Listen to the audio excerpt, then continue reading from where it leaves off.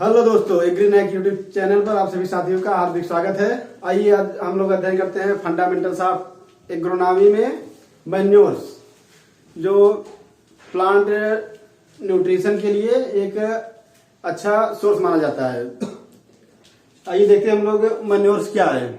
Manures क्या है, इसके उपयोग से क्या लाभ हैं। ठीक, आइए देखते हैं हम लोग मैन्योर्स।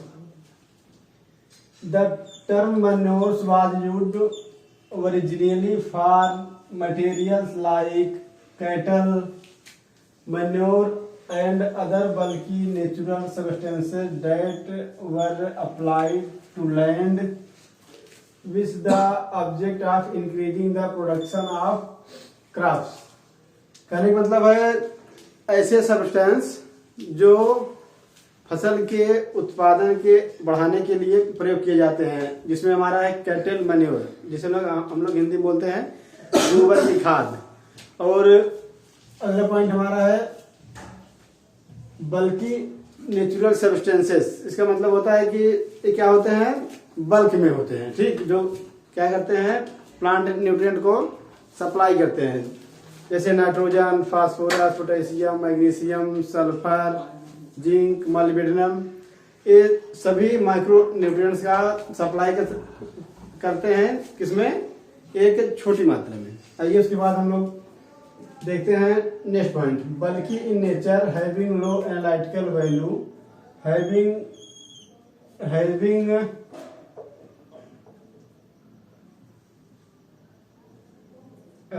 No definite composition. इनका जो है न्यूट्रिटिव वैल्यू जो होता है वो बहुत कम होता है, और इनका जो कंपोजिशन है वो डेफिनेट नहीं रहता है। जैसे सपोर्टेड यूरिया जो है हमारा, उसका केमिकल कंपोजिशन है NH2CO NH2, का मतलब उसमें नाइट्रोजन, कार्बन, हाइड्रोजन और ऑक्सीजन है। और इसमें जो है, जो हमारे मैन्योर्स होते हैं, इसमें तमाम प्रकार के एलिमेंट शामिल होते हैं। इसका कोई एक डिफरेंट कंपोजिशन नहीं होता है। आइए हम लोग देखते हैं एडवांटेजेस ऑफ मैन्योरिंग। कहने का मतलब है कि हम लोग जब मैन्योर का प्रयोग करते हैं, उसके प्रयोग से क्या क्या हमें लाभ होता है। आइए उसका हम अध्ययन करते हैं, जिसमें हमारा फर्स्ट पॉइंट है manure supply to plant nutrients including micro nutrients. Manure जो है पादप पोषक तत्वों में जो कि माइक्रो न्यूट्रिएंट्स है, उनके क्या करता है, पूर्ति करता है। पॉइंट नंबर 2 की बात करते हैं, improve soil physical properties like structure, water holding capacity etcetera. Manure जो है सॉइल में जल धारण क्षमता और सॉइल का जो स्ट्रक्चर होता है उसको क्या करता है, इम्प्रूव करता है। पॉइंट नंबर 3 की बात करें, provides food for soil micro organism. कहने का मतलब है कि जो हमारे सॉइल में माइक्रो ऑर्गेनिज्म है, जैसे हमारा बैक्टीरिया हो गया, फंजाई हो गया, उनके लिए मैन्योर क्या करता है, एक भोजन का स्रोत है, जिससे बैक्टीरिया, फंजाई को क्या मिलता है, भोजन मिलता है, जिससे वो क्या करते हैं, सॉइल में अच्छी प्रकार से माइक्रोबियल एक्टिविटी को निभाते हैं। पॉइंट नंबर नेक्स्ट की बात करें, इंक्रीज न्यूट्रिएंट अवेलेबिलिटी। मैन्योर के प्रयोग से सॉइल में पादप की क्या होती है, उपलब्धता शीघ्रता से हो जाती है। सपोर्टेड जो हम FIM अगर अप्लाई करते हैं, FIM जिसे हम फार्म यार्ड मैन्योर हिंदी में बोलते हैं, गोबर खाद, उसके उपयोग करने से जब उसमें माइक्रोबियल एक्टिविटी होती है तो जो हमारा एलिमेंट है वो धीरे धीरे डिकम्पोज होकर अपने अवेलेबल फॉर्म, जैसे नाइट्रोजन है तो नाइट्रेट या अमोनियम, फास्फोरस है तो फास्फेटिक में क्या होता है, उसमें बदल जाता है। अब पॉइंट नंबर नेक्स्ट की बात करें, provide buffering action in soil erosion. मृदा क्षरण में क्या करता है, एक बफरिंग एक्टिविटी का कार्य करता है। कहने का मतलब है यह सॉइल इरोजन को रोकता है। नेक्स्ट पॉइंट नंबर, उसके बाद अगला हमारा जो पॉइंट है, On the basis of concentration of nutrients, manure can be grouped into two part, जिसमें पहला हमारा है बल्की ऑर्गेनिक मैन्योर्स, सेकंड है concentrated organic manures. Bulky organic manures वे होते हैं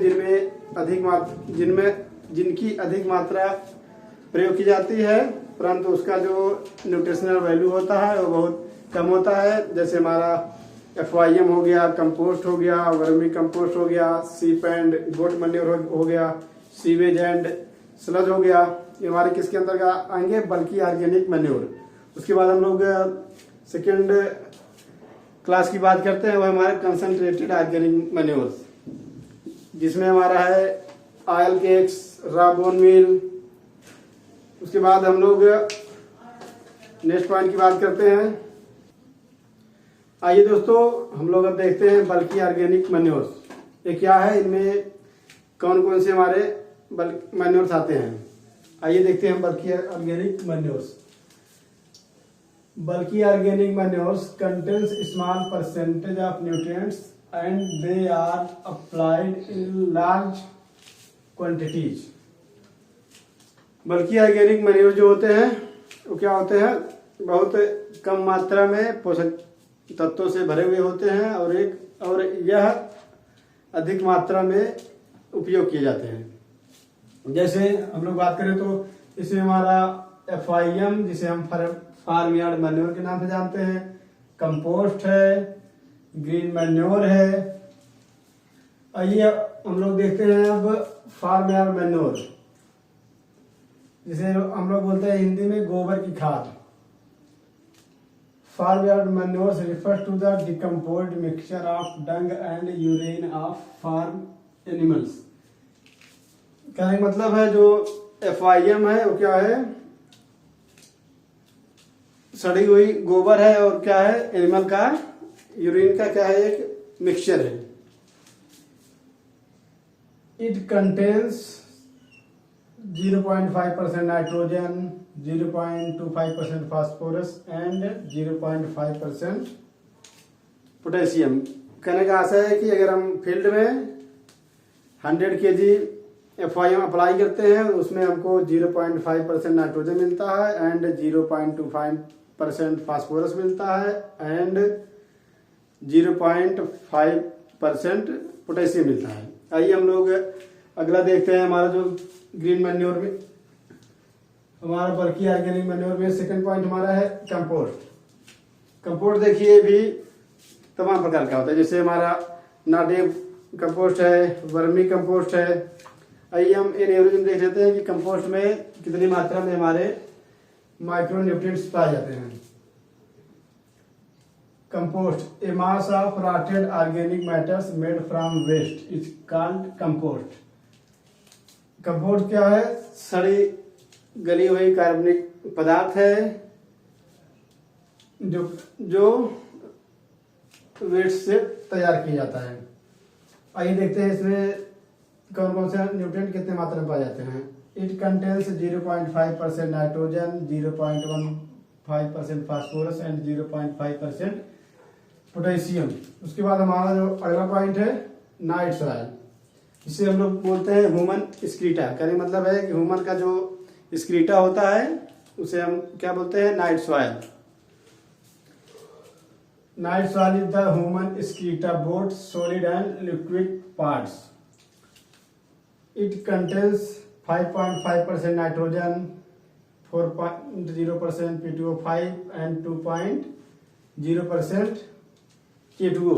कहने मतलब है कि जो ह्यूमन का मल होता है उसमें 5.5% नाइट्रोजन, 4.0% P2O5 एंड 2.0% K2O पाया जाता है। नेक्स्ट हम लोग बात करते हैं वर्मी कंपोस्ट। वर्मी कंपोस्ट देखिए ऐसा कंपोस्ट होता है जो केचुए से तैयार किया जाता है, उसे हम लोग क्या बोलते हैं? Vermi compost. इसका हम डिफिनेशन इंग्लिश में बात कर लेते हैं। तो compost that are mixed with the help of worm is known as vermi compost. इसका हम लोग देख लेते हैं chemical composition. It contains 3.0% nitrogen, 1.0% P2O5 and 1.5% potassium. Next हम लोग बात करते हैं ग्रीन मैन्योर।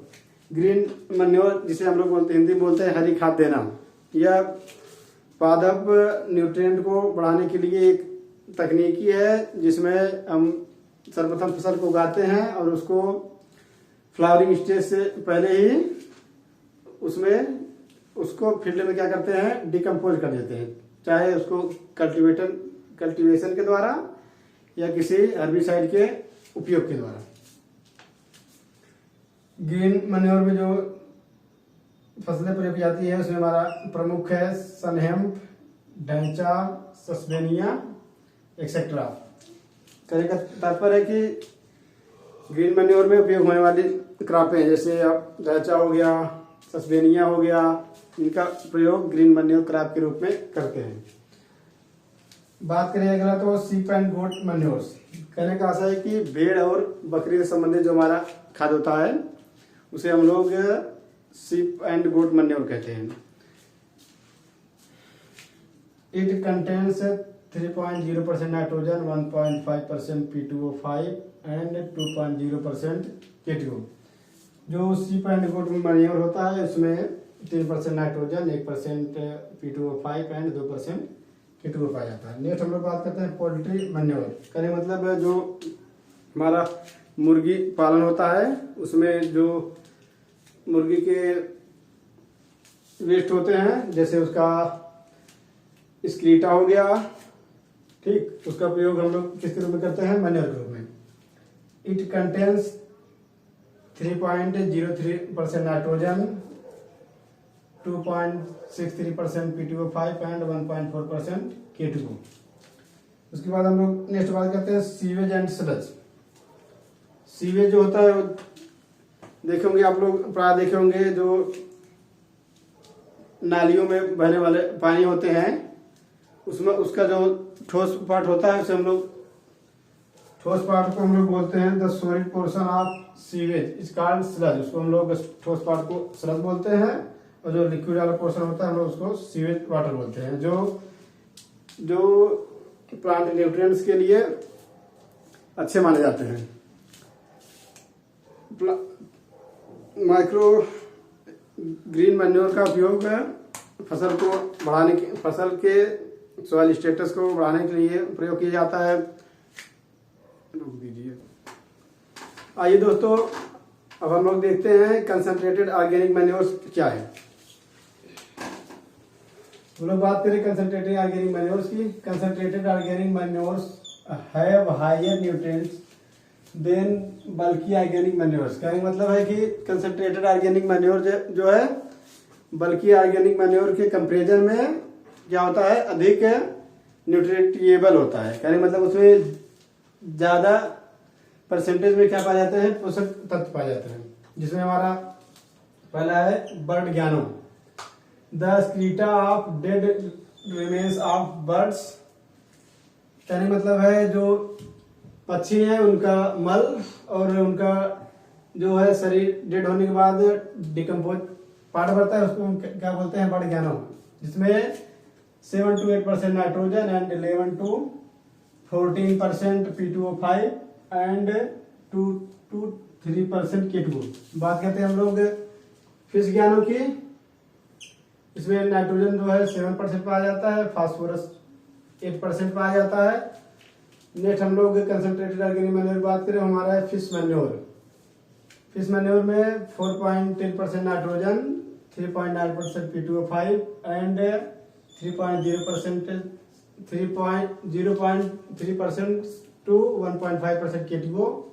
एंड हम लोग बात करें रॉ बोन मील, इसमें जो है 3 to 4% nitrogen, 20 to 25% P2O5 and next हमारा कंसंट्रेटेड ऑर्गेनिक मैन्योर है ब्लड मील, जिसमें 13 to 24% नाइट्रोजन पाया जाता है।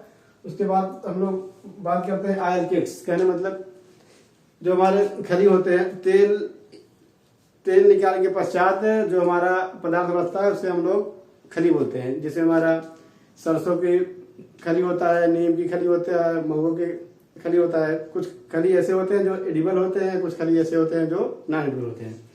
आइए हम लोग देखते हैं सनफ्लावर केक्स। इसमें जो है नाइट्रोजन 9 to 8% पाया जाता है। अब ग्राउंडनट केक है, इसमें नाइट्रोजन जो है 7 टू इसमें नाइट्रोजन जो है 7% पाया जाता है।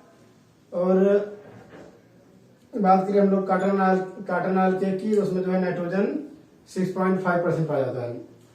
दोस्तों वीडियो अच्छा लगा हो तो लाइक, शेयर, कमेंट और सब्सक्राइब कीजिए। और आप लोग के कमेंट के अनुसार आपका आंसर का, आपके क्वेश्चन का आंसर दिया जाएगा। दोस्तों जय हिंद।